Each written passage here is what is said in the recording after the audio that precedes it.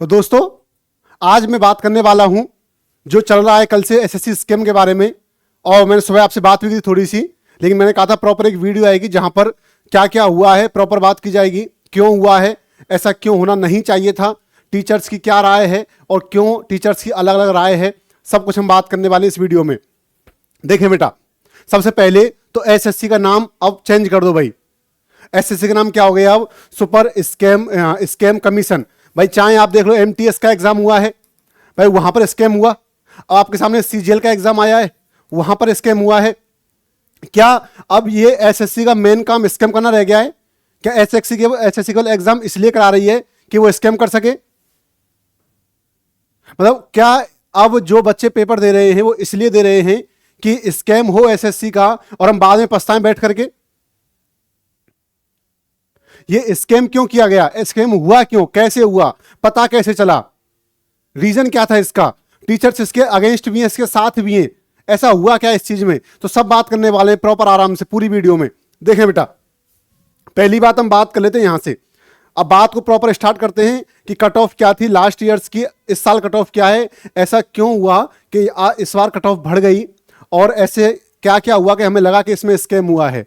With proof बात करेंगे, हवाबाजी बिल्कुल नहीं चलेगी, विद प्रूफ बात होगी भाई। देखो बेटा, 2022 में जो नंबर ऑफ वैकेंसी थी वो थी 36,000 प्लस, ठीक है। कट ऑफ थी 114, ठीक है भाई, चलिए कोई बात नहीं, वैकेंसी ज्यादा थी, कट औफ कम जानी ही थी। 2023 में वैकेंसी 8,000 प्लस थी बेटा, क्योंकि वैकेंसी बहुत कम थी इसलिए कट ऑफ गई 150, इसमें भी कोई औचित्य नहीं है। इस बार वैकेंसी 17,000 प्लस थी, लगभग पिछली बार से 2 गुने से ज्यादा, लगभग 2 गुने से ज्यादा, और फिर भी कट ऑफ उससे एक 3 नंबर ज्यादा 153 जाती है। तो कहीं ना कहीं यहां पर सवाल खड़ा होता है, भाई ऐसा कैसे? भाई जब वैकेंसी ज्यादा है तो कट ऑफ कम जानी चाहिए थी, बल्कि इस बार क्या होता है, कट ऑफ बढ़ के जाती है और 153 हो जाती है। यानी जिस कट ऑफ का मैंने भी आकर के, चाहे सचिन सर ने, चाहे किसी भी टीचर ने यूट्यूब पर आकर सभी ने बताया कि कट ऑफ 140 मैक्सिमम या 142 मैक्सिमम जा सकती है, वो कट ऑफ 153 पहुंच जाती है। भाई ये कट ऑफ 135 जाती, 140 जाती, कोई बात नहीं थी।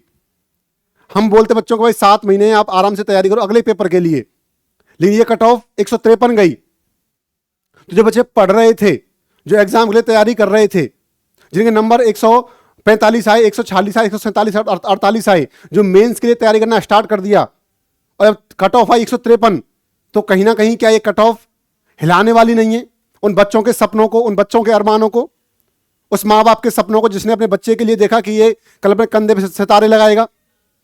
उस बच्चे ने दिन रात जग के पढ़ाई की, क्या इसलिए कि मेरी जो सीट है वो कोई और ले जाए पैसे दे करके? क्या इसलिए पढ़ाई की गई? क्या उस माँ बाप ने इसलिए सपना देखा कि मेरे पास पैसे नहीं है, उसने कर्ज लेकर के बच्चे की फीस एक कोचिंग में भरी, बच्चे को किताबें दिलाई, बच्चे को मॉक टेस्ट दिलाया, बच्चे ने पूरे मन से पढ़ाई की, और उस बच्चे की सीट को कोई और 25 लाख रुपए भर के और ले गया? या एमटीएस में बात कर लें, एमटीएस की तो पोल भी खुल चुकी है, अब देख लो आप, 10-10 लाख रुपए में एक एक सीट बिकी है। मतलब अब तो ऐसे हो गया है कि रेट फिक्स हो गए हैं भाई, MTS 10 lakh, CGL 25 lakh, GD 12 lakh. मतलब जिसके पास पैसा है वो सीट लेगा, और जिसके पास पैसा नहीं वो सीट नहीं लेगा। इसके बारे में प्रॉपर बात होगी, क्या ऐसा क्यों हुआ है, ऐसा कहां से प्रूफ्स मिले, उसके बारे में बात होगी। लेकिन क्या ये हमारी एक नाकामी नहीं है एसएससी की कि जहां 17,000 प्लस वैकेंसी थी वहां पर कट ऑफ 153 गई है भाई, जो कि बिल्कुल वैलिड नहीं है। और कुछ टीचर्स ये भी कह रहे हैं कि भाई ये वैलिड है। भाई 153 कट ऑफ बिल्कुल वैलिड हो ही नहीं सकती किसी भी कंडीशन में। अब चाहे आप इसको कैसे भी कह लो, लेकिन मैं ये कह रहा हूं कि 153 कट ऑफ 17,000 से ज्यादा वैकेंसीज पर, और वैलिड है ही नहीं, पॉसिबल ही नहीं है। इसके आगे क्या बात हुई वो भी देखेंगे, उस पर भी बात करेंगे। आपके सामने मेरे लिए बच्चे ने पीडीएफ भेजा, एक पेज, और उस पर देखा मैंने कि लगभग एक ही सेंटर से और 40 बच्चे, मैं 10 बच्चों की बात नहीं कर रहा हूं, 40 बच्चे लगभग एक ही सेंटर से और सेलेक्ट हुए हैं, उन्होंने प्री क्वालिफाई किया है। क्या उस सेंटर में खुद सरस्वती मां आके बैठ गई? क्या दिमाग में सरस्वती मां आके बैठ गई थी उनके? क्या उनके हाथ अपने आप चल रहे थे? मतलब क्या ऐसा हुआ था कि उस सेंटर पे ही सारे क्वेश्चन इजी आए, या उस सेंटर में सारे जो होशियार बच्चे थे वो उसी सेंटर में बैठे थे? भाई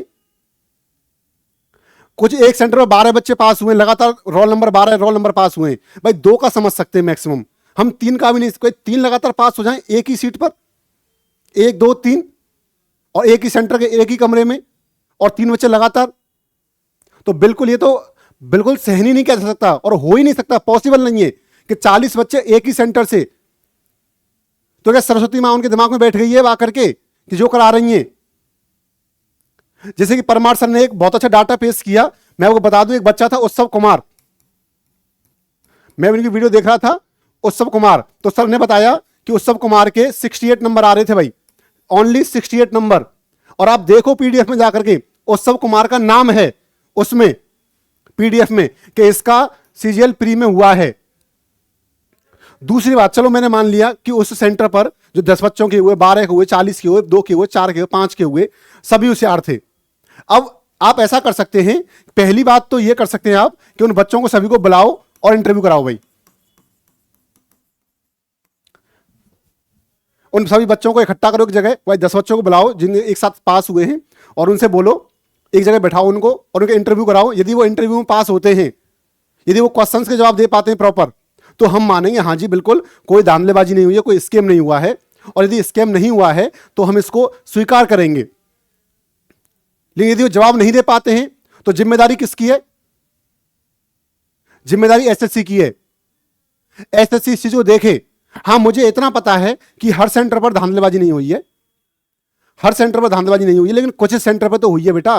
अब वहां पर इस चीज को जस्टिफाई ऐसे किया जा रहा है कि थोड़ा बहुत तो स्कैम चलता है। ये क्या है भाई? मतलब दिमाग में आपके अंदर है या नहीं है जो ये कह रहे हैं थोड़ा बहुत स्कैम चलता है? भाई स्कैम थोड़ा बहुत क्यों? भाई जिस बच्चे ने आज पेपर दिया और उसका ये लास्ट था और उसकी सीट स्कैम में चली गई, अब वो क्या करेगा भाई? क्या वो घर वापस जाए उल्टा मुंह करके, मुंह लटका करके, क्योंकि उसका नहीं हो पाया और आपने कह दिया थोड़ा बहुत स्कैम तो हर चीज में चलता है? क्या ये देश अब स्कैम से चलेगा? अब जो बच्चे पैसे दे करके और गवर्नमेंट जॉब ले रहे हैं, कल को वो देश चलाएंगे, और जो काबिल बच्चे जो रह गए कल को प्रोटेस्ट करेंगे वो, और जो बच्चे पैसे देकर लगे हैं वो उन पर लाठी बरसाएंगे। अब ऐसा करना पड़ेगा। अब सरकार ये तक करेगी, जिस सरकार को हमने 12 साल से केंद्र में बैठा रखा है, एक साथ में जो बीजेपी सरकार है, 12 साल से हमने केंद्र में बैठा रखा है, क्या बीजेपी सरकार की रेस्पॉन्सिबिलिटी नहीं है कि वो पेपर को बिल्कुल लीगल कराए, स्कैम ना हो, कोई पेपर आउट ना हो? लेकिन आप देखें कि लगातार कितने साल से, मैं तो यूपी का एग्जांपल हूं, यूपी सबसे बड़ा राज्य है जनसंख्या में हमारे देश का, यूपी का एक भी एग्जाम ऐसा नहीं हुआ जो बिना लीक हुए हो गया हो, हर एग्जाम लीक हो रहा है। राजस्थान की बात कर लूं बेटा, राजस्थान का हर एग्जाम लीक होता है। राजस्थान की एक सबसे बड़ी भर्ती रीट है, कितना लीक हुआ? वहां पर तो कुछ मंत्रियों पर आरोप रखे गए कि मंत्री भी उसमें शामिल थे। बिहार की मैं बात कर लूं, बीपीएससी, जो अभी खान सर को गिरफ्तार किया गया है, मतलब अब इन्होंने स्कैम के लिए एक नया चीज लगाया, नॉर्मलाइजेशन। क्या नॉर्मलाइजेशन से नंबर बढ़ गए? ये स्कैम का नया तरीका है, ये कुछ भी नहीं है, सबसे बाह्य चीज है नॉर्मलाइजेशन। स्कैम का एक नया तरीका है नॉर्मलाइजेशन, और इसी के लिए इसके विरोध में बैठे हैं खान सर। कहां पर? बीपीएससी में नॉर्मलाइजेशन ना हो इसके विरोध में क्या करें, धरना दे रहे थे, तो पुलिस ने गिरफ्तार किया है। तो क्या पुलिस अब टीचर्स को गिरफ्तार करेगी? क्या अब न्याय की मांग करना गलत है? क्या वो बच्चा जो उत्सव कुमार जिसके नंबर 68 आ रहे हैं वो प्री क्वालिफाई कर जाता है, और एक हमारा बच्चा जिसे 140 नंबर आ रहे हैं और वो रह जाता है? अब समझें और समझें,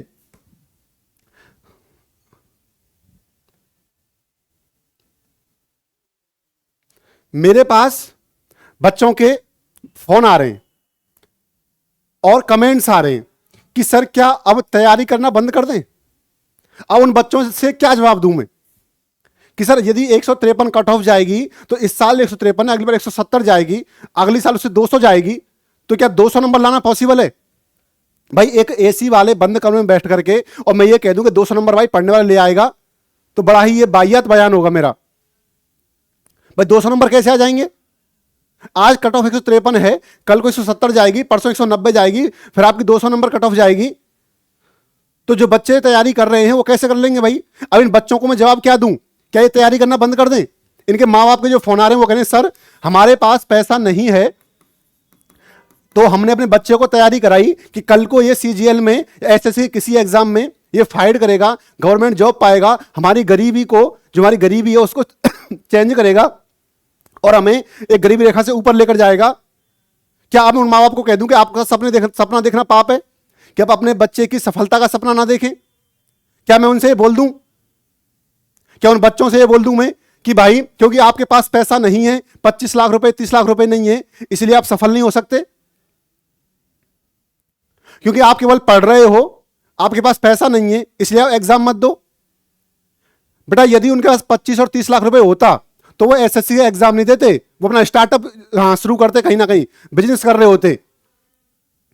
जो 25 से 30 लाख रुपए दे रहा है ना बेटा, उसके पास पहला पैसा है, वो इसलिए दे रहा है। कोई गरीब बच्चा तैयारी करने आ रहा है, उसके पास पैसा नहीं है, बहुत कम फीस में तैयारी वो कर रहा है, वो इसलिए कर रहा है कि अपने घर की गरीबी को दूर कर सके। यदि उसके पास 30 लाख रुपए हैं देने के लिए तो वह तैयारी क्यों करेगा? और ये वीडियो केवल उन बच्चों में जो प्री में बाहर निकल गए, बेटा उन बच्चों के लिए भी है जो प्री के बाद मेंस में जाने वाले हैं। भाई मेंस में 2 लाख बच्चों को लिया गया है, समझे? एक रॉ डाटा लेते हैं तो 2 लाख बच्चों को लिया गया है, इसमें से केवल 17,000 बच्चे ही क्वालिफाई होंगे। यानी कि यहां से भी 1,83,000 बच्चे जाने वाले हैं। और उन बच्चों का जवाब कौन देगा भाई? क्या उन बच्चों के प्रति जो जवाबदेही है वो बनती नहीं हमारी? क्योंकि आप ये सोचें जब प्री में ऐसा होगा, मेंस में बिल्कुल ऐसा होगा। भाई जो पैसा लिया गया है वो डायरेक्ट सिलेक्शन का लिया गया है, वो केवल प्री का नहीं लिया गया है।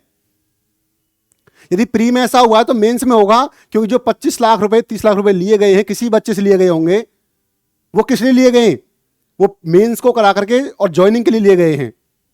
अब बात आती है एमटीएस वाली बात में कर ले थोड़ी आपसे, कि एमटीएस में जब पकड़ा गया था तो देखो ये सेंटर था, मान लीजिए इसके पास एक बिल्डिंग है, इस बिल्डिंग में एक बंदा बैठा है, उसने क्या किया, इस सेंटर की दीवार से एक तार निकाला और तार को यहां पर कंप्यूटर से कनेक्ट किया और यहां से बायोमेट्रिक कराई उस बच्चों की और पेपर सॉल्व करा दिया और एक बच्चे से 10 लाख रुपए लिए। बेटा ये तो वो है जो खुल गया है, ये तो वो स्कीम है जो खुल गया है, वो बता रहा हूं मैं आपको। क्या ऐसा सीजीएल में नहीं हुआ होगा? इस बात की क्या गारंटी है? इस बात की गारंटी आपको लेनी होगी ना कि ऐसा सीजीएल में क्यों हुआ है कि नहीं हुआ। कैसे वो बच्चा उत्सव कुमार 68 से 168 पहुंच जाता है? कैसे एक ही सेंटर से 40 बच्चे पहुंच जाते हैं? कैसे एक ही सेंटर से 12 बच्चे पहुंच जाते हैं? जो बच्चे काबिल हैं वो बच्चे क्यों नहीं पहुंच पाए? जो दिन रात तैयारी कर रहे थे वो फोन करके रो रहे हैं हमारे पास कि सर हमारे 145 प्लस आ रहे हैं, फिर भी हम नहीं पहुंच पाए।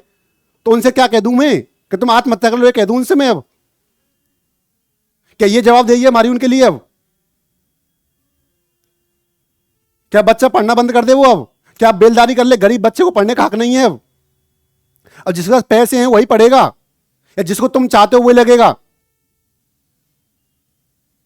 और मैं एक और बात कर लूं आपसे थोड़ी सी, अब टीचर्स की बात कर लेता हूं। कि पहली बात तो यह है कि मैंने कल से देख रहा हूं जितने भी वीडियोस हमारे पास आए, ये बहुत ही संज्ञान वाली बात है, हर टीचर को समझना है ये बात कि मैथ्स के टीचर ही इस आंदोलन में क्यों भाग ले रहे हैं। भाई क्या सीजीएल में, क्या एसएससी में, क्या बैंक में, क्या कोई भी गवर्नमेंट एग्जाम में जीएस नहीं आती है? क्या इंग्लिश नहीं आती है? क्या रीजनिंग नहीं आती है? क्या केवल 3-4 टीचर ही पूरा बेड़ा उठाएंगे?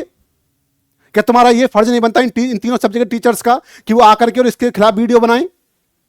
या ट्विटर पर जो हमने कैंपेन चलाया सुबह आज 11 बजे, क्या उसमें आपने भाग लिया?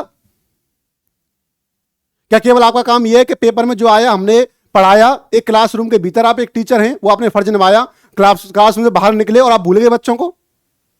क्या केवल मैथ्स के टीचर ही इस बात पर फोकस करेंगे क्योंकि मैथ्स अच्छा सब्जेक्ट है इसलिए मैथ्स के बच्चे सुनेंगे मैथ्स वाले टीचर की, इसलिए मैथ्स वाले टीचर कह रहे हैं?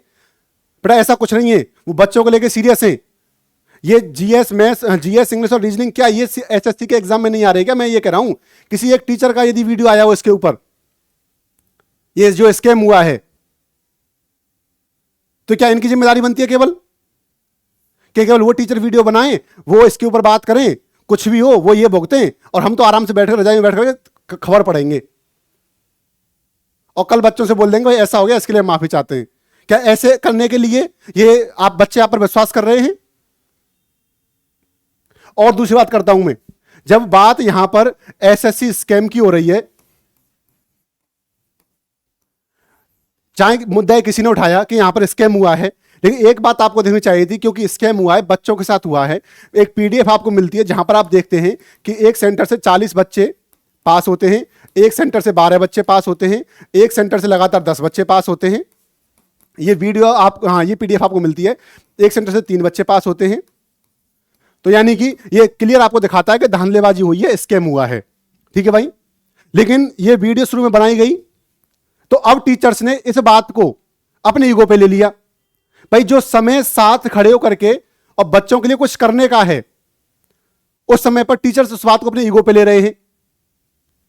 तो टीचर्स क्या चाहते हैं कि या तो टीचर्स अपना ईगो सेटिस्फाई कर लें या बच्चों के लिए एक साथ खड़े होकर एक मंच पर आए। भाई देखो, सिंपल सी बात तो यह कि स्कैम हुआ है और इसकी जांच होनी चाहिए। अब या तो इस बात को आप अपने ईगो पे लेकर के और बच्चों के भविष्य से खेलें, या इस बात को मान करके एक साथ आकर के और जांच करवाएं। अलग चीजें हो सकती हैं कि बच्चों के 2023 के रिपीटर्स आए, उनकी वजह से पेपर की कट ऑफ हाई चली गई, मैंने मान लिया। बच्चों ने पढ़ाई ज्यादा की, कट ऑफ हाई चली गई, मैंने ये भी मान लिया। आपने कहा बच्चे लाइब्रेरी में बैठते हैं 6-6, 10-10, 12-12 घंटे पढ़ाई अच्छी करने, ये भी मान लिया, सब मान लिया मैंने। लेकिन एक एग्जाम सेंटर पर 40 बच्चे पास हो गए, इसको मैं कैसे मान लूं? एक एग्जाम सेंटर पर 12 बच्चे एक साथ पास होते हैं, इसको मैं कैसे मान लूं? आपने कहा कि सर आजकल के बच्चे बहुत पढ़ रहे हैं, तो क्या जिस बच्चे के 145 आए वो नहीं पढ़ रहा था क्या? वो भी तो बहुत ही पढ़ रहा था। उससे गलती कहां हो? उससे गलती वहां हो गई कि उसने जुगाड़ नहीं लगाई, उसने पैसा नहीं भरा। उससे गलती ये हो गई, उसके पास पैसा नहीं था, उसके पिता गरीब थे तो पैसा नहीं भर पाया, ये उससे गलती हुई है।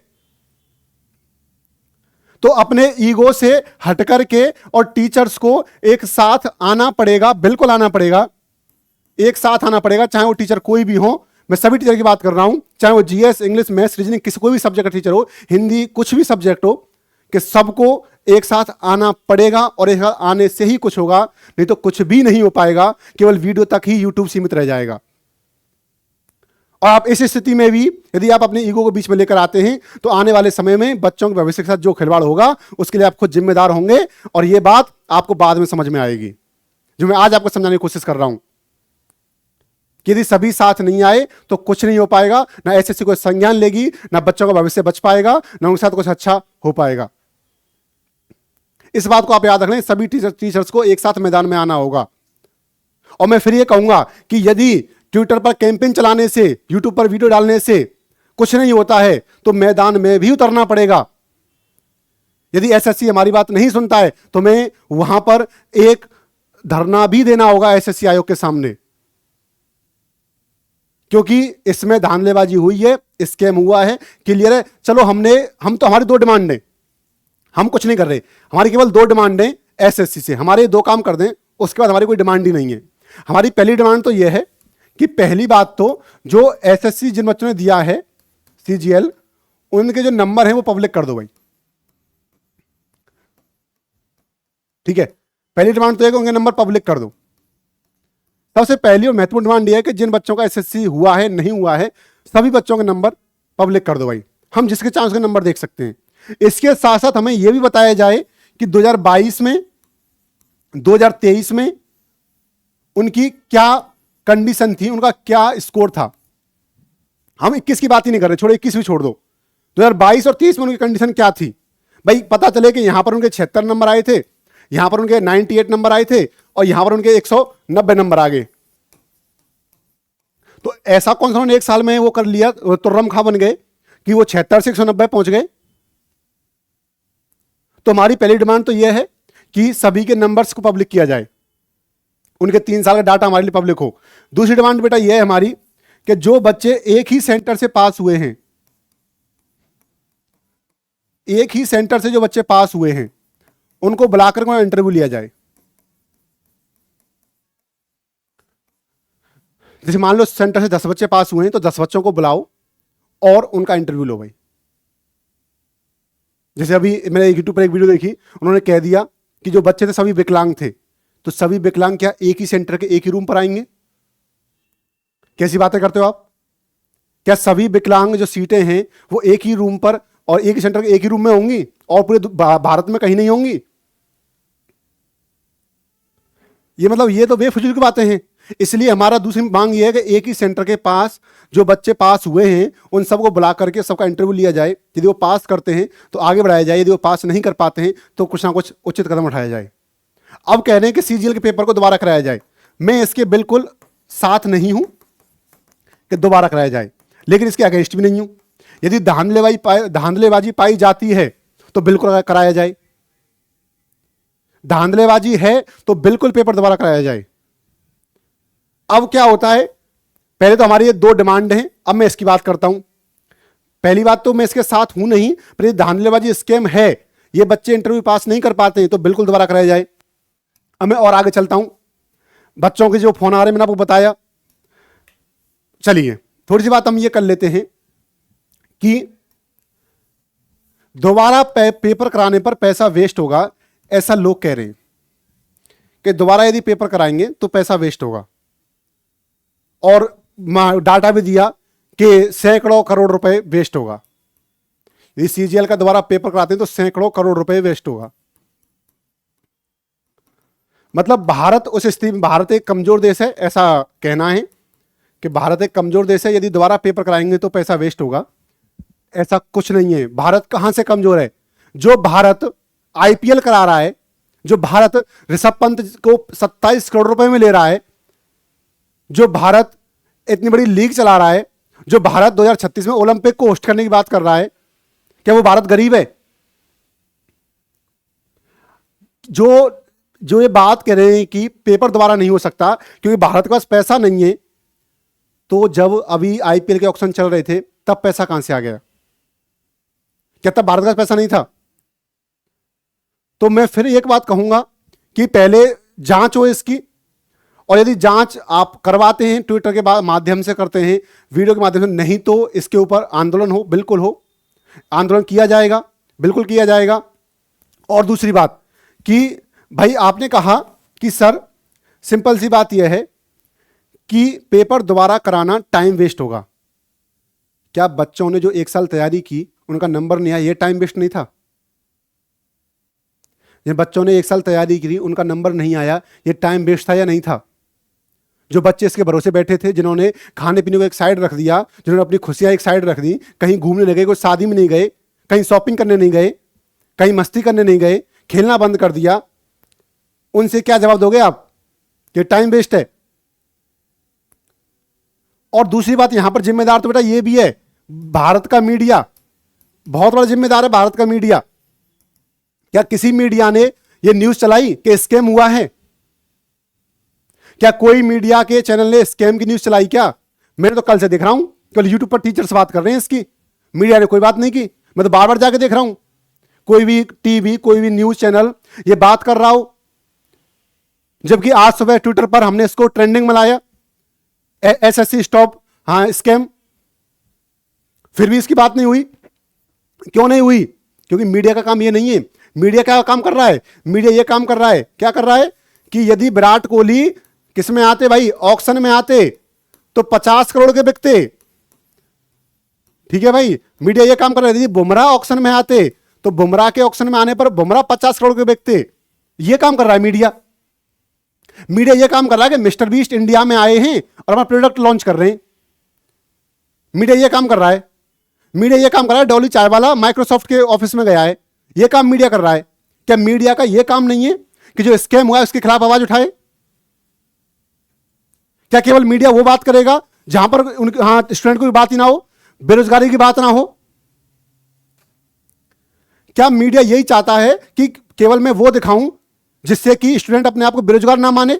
भाई हमने नेट फ्री का दे दिया, अब आप आराम से देखते रहो रील्स को, और बुला करके सम्मानित कर दिया जो हमारे वो थे, क्या बोलते हैं उनको, जो यूट्यूबर थे। अब बच्चे क्या करें? अब यूट्यूबर बनने का सोच रहे, रोजगार नहीं देख रहे वो। क्या मीडिया अब ये बताएगा कि स्टार्क ने और उसको आउट कर दिया जायसवाल को? अच्छे अच्छे जो मीडिया के एंकर हैं वो केवल क्रिकेट को दिखा रहे हैं, वो ये दिखा रहे हैं कि विराट कोहली कौन सी कंपनी का पानी पीता है, कितना महंगा पानी पीता है। वो ये दिखा रहे हैं कि हाँ सीरिया में क्या हो रहा है। क्या इंडिया में कोई कुछ दिखाएगा क्या? कि इंडिया में क्या हो रहा है। भारत की मीडिया बात कर रही है थर्ड वर्ल्ड वॉर पे, जो कि आसपास कहीं दिख नहीं रहा, जो सामने देखा उसकी बात नहीं कर रहे। भारत की मीडिया यह बात करती है कि जब हमारा ये होगा चैंपियंस ट्रॉफी तो इंडिया पाकिस्तान नहीं जाएगा। ठीक है, नहीं जाएगा, वो सब चीजें जरूरी हैं। क्या ये जरूरी नहीं है कि आप स्कैम की बात खोलें भाई? ये भी तो जरूरी बनता है। तो ये मैं करूंगा क्या? ये मीडिया का दायित्व नहीं है क्या ये? और मैं फिर कहूंगा, भारत सरकार से भी ये बात कहूंगा कि आपको जनता ने चुन के बिठाया है, इसलिए कि आपसे उम्मीद है कि आप कुछ करें। यदि आप भारत के युवा के लिए कुछ नहीं करोगे, भारत का जो बेरोजगार रहेगा, तो याद रखना चुनाव फिर होने हैं। और जब चुनाव फिर होंगे तो रिजल्ट आपके फेवर में नहीं आएगा, क्योंकि फिलहाल रिजल्ट हमारे फेवर में नहीं है। इस बात को भी आप समझें।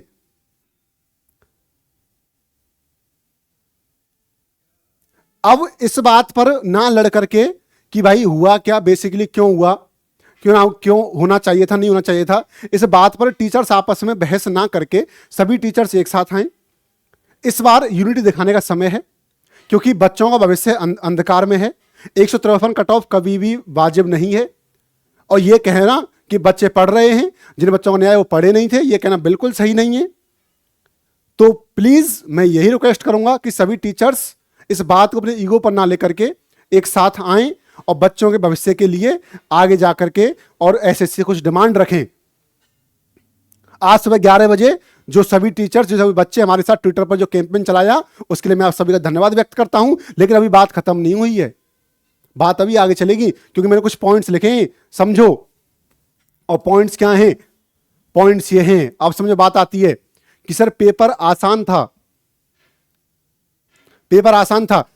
पेपर बेटा समझें, आपका सीजीएल है, ठीक है, सीएचएसएल है और एमटीएस है, जीडी है। बेटा चारों का सिलेबस सेम है। जब चारों की पोस्ट अलग है तो सिलेबस सेम कैसे हो सकता है भाई? जीडी, सीएचएसएल, एमटीएस और जो है सीजीएल, चारों के पोस्ट अलग, चारों का पेपर का लेवल अलग होना चाहिए ना, चारों का सिलेबस अलग होना चाहिए। भाई जो पेपर आपने एमटीएस में दिया वही लेवल आपने सीजीएल में दे दिया, फिर करें कट ऑफ तो हाई जानी है, तो भैया क्यों दिया? क्या एसएससी ढंग के 25 क्वेश्चन से बना पाती? क्या एसएससी 25 क्वेश्चन बनाने में दिक्कत आती है? भाई जो हमारा वेंडर है वो है टीसीएस, और बेटा इससे बेस्ट वेंडर हमें नहीं मिल सकता।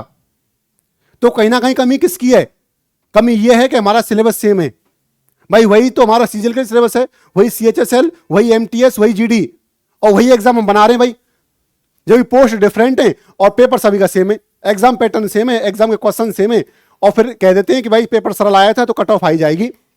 तो क्या एसएससी 25 क्वेश्चन सही नहीं बना पा रही? क्या 25 क्वेश्चन ऐसे नहीं मिल रहे आपको कि जहां से आप बच्चों को रोक सकें? तो यानी कि एसएससी को इस बात पर गहरा संज्ञान लेना होगा, सोचना होगा कि ऐसा क्यों हुआ और उस सेंटर्स क्यों धांधलेबाजी हुई, उस पर विचार करना होगा। और मुझे पता है कि इतना सब करने के बाद भी एसएससी कोई संज्ञान नहीं लेगी, और एसएससी इस बात को हवा में उड़ा देगी और बोलेगी आपका कोई प्रूफ नहीं है।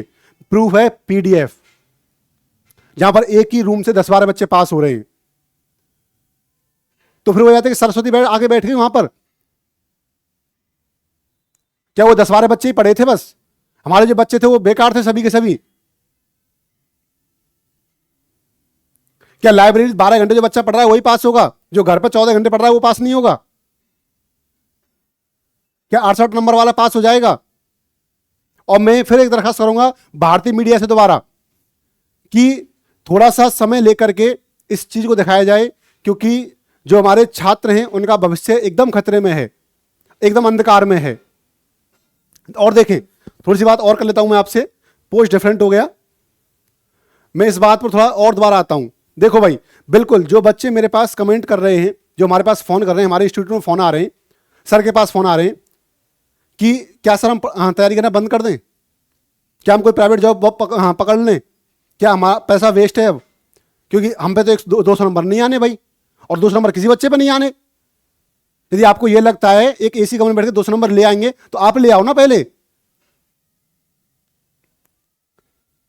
तो उन बच्चों से मैं यही कहूंगा कि आप थोड़ा सा धैर्य रखें, ये लड़ाई आपके लिए लड़ी जा रही है, और बिल्कुल आपके लिए ही लड़ी जाएगी। आप चिंता ना करें, थोड़ा धैर्य रखें, विश्वास रखें हमारे ऊपर। मैं उन बच्चों के माँ बाप से भी कहूंगा कि कोई बात नहीं, आपके पास पैसा नहीं, आपके पास सपने हैं, आप सपने देखिए, वो सपने आपके बच्चे पूरे करेंगे और बिल्कुल तैयारी करेंगे और आपके जो सपने उनको एक उड़ान देंगे, आपको आपकी गरीबी रेखा से ऊपर उठाएंगे। आप चिंता ना करें, आपकी लड़ाई लड़ी जा रही है। आज जो हमने ट्विटर पे किया, ये काम हम जमीनी स्तर पर भी करेंगे यदि एसएससी कोई कदम नहीं उठाता है तो। इस बात को याद रखें। तो मैं आपसे फिलहाल यही बात कहूंगा कि आप सभी टीचर्स जो अपने ईगो को आगे ला करके और आपस में बहस कर रहे हैं, वो कृपया करके बंद कर दें और बच्चों के साथ आ जाएं। बच्चों के साथ आओगे तो बच्चों को कुछ भला होगा, यदि नहीं आओगे तो आपस में लड़ लेना, बाकी बच्चों को कुछ नहीं हो पाएगा, एसएससी कोई संज्ञान नहीं ले पाएगा, क्योंकि अकेला चना कुछ भी नहीं कर सकता, आप सबको मिलना होगा। एक कहावत है हमारे यहाँ कि अकेला चना भाड़ नहीं फोड़ सकता, तो अकेला चना कोई भाड़ नहीं फोड़ सकता, सभी को मिलना होगा, एक लकड़ी को तोड़ दिया जाएगा, संगठन कभी टूटता नहीं है। तो सभी टीचर से फिर अनुरोध है कि सभी एक साथ आएं इस पर और एक देखें कि हमको क्या करना है, एक साथ जो करना है वो उस पर एक विचार करें और उसको आगे बढ़ाते हैं और आगे चलते हैं बच्चों के साथ। Thank you very much, thank you.